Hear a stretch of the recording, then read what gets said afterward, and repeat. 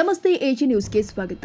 ಅಕ್ರಮ ಮರಳು ಸಾಗಾಣಿಕೆ ಬಗ್ಗೆ ಪೊಲೀಸ್ ವರಿಷ್ಠಾಧಿಕಾರಿಗಳಿಗೆ ಮತ್ತು ಗಣಿ ಮತ್ತು ಭೂವಿಜ್ಞಾನ ಇಲಾಖೆಗೆ ದೂರು ಕೊಟ್ಟ ಹಿನ್ನೆಲೆ ಗ್ರಾಮದ ಪಟ್ಟಭದ್ರ ಹಿತಾಸಕ್ತಿಗಳು ಯುವ ರೈತನು ಜಮೀನಿಗೆ ನೀರು ಬಿಟ್ಟು ಬರುವ ಸಂದರ್ಭದಲ್ಲಿ ಕೆಲವು ಕಿಡಿಗೇಡಿಗಳು ಮಾರಕಾಸ್ತ್ರಗಳಿಂದ ಹಲ್ಲೆ ಮಾಡಿರುವ ಘಟನೆ ಯಾದಗಿರಿ ಜಿಲ್ಲೆಯ ವಡಗೇರಿ ತಾಲೂಕಿನ ಗೊಂದನೂರ ಗ್ರಾಮದಲ್ಲಿ ಜರುಗಿದೆ.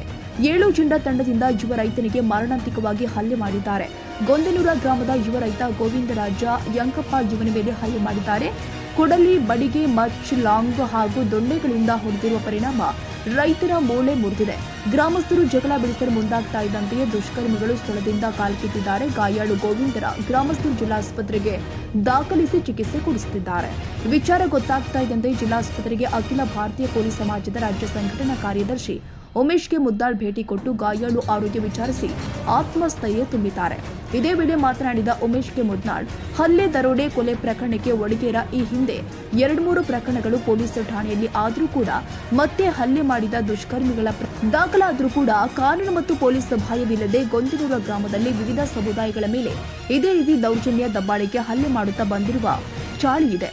ಇವರಿಗೆ ಯಾವುದೇ ಕಾನೂನು ಭಯವಿಲ್ಲ. ಇಂತಹ ದುಷ್ಕರ್ಮಿಗಳ ಮೇಲೆ ಕಾನೂನು ಕಠಿಣ ಕ್ರಮ ಜರುಗಿಸಿ ಗ್ರಾಮದಲ್ಲಿ ಶಾಂತಿ ಸುವ್ಯವಸ್ಥೆ ಕಾಪಾಡಲು ಜಿಲ್ಲಾಡಳಿತ, ಪೊಲೀಸ್ ಇಲಾಖೆ ಮುಂದಾಗಬೇಕು. ಇಂತಹ ಘಟನೆ ಗ್ರಾಮದಲ್ಲಿ ಮರುಕಳಿಸದಂತೆ ಕಠಿಣ ಕ್ರಮ ಕೈಗೊಳ್ಳಬೇಕು. ಗ್ರಾಮದಲ್ಲಿ ಕೃಷಿ, ಕೂಲಿ ಕಾರ್ಮಿಕ, ಬಡವರು, ರೈತರು ಹೆಚ್ಚಿನ ಸಂಖ್ಯೆಯಲ್ಲಿ ಇದ್ದು ಭಯದ ವಾತಾವರಣದಲ್ಲಿ ಬದುಕುವ ಪರಿಸ್ಥಿತಿ ನಿರ್ಮಾಣವಾಗಿದೆ ಎಂದು ಆಕ್ರೋಶ ಹೊರಹಾಕಿದ್ದಾರೆ.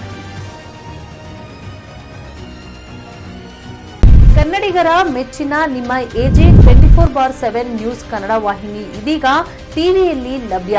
ವೇಳೆ ನೋಟಿಸ್ ಕೊಟ್ಟಿದ್ರೆ ವಾಪಸ್ ತಗೋತೀವಿ. ಇವತ್ತು ವಕ್ಫ್ ಪ್ರಾಪರ್ಟಿ ಅಂತೇಳಿ ಬರ್ತದೆ ಅಂತ ಹೇಳಿದ್ರೆ ರೈತರ ಬೀದಿಗೆ ಬಂದ್ರೆ ಏನ್ ಮಾಡ್ಬೇಕಾಗತ್ತೆ? ಯಾರು ವೋಟ್ ಹಾಕಿಲ್ಲ ಅಂದ್ರೆ ಗ್ಯಾರಂಟಿನೆಲ್ಲ ಸ್ಟಾಪ್ ಮಾಡ್ಬಿಡ್ತೀವಿ.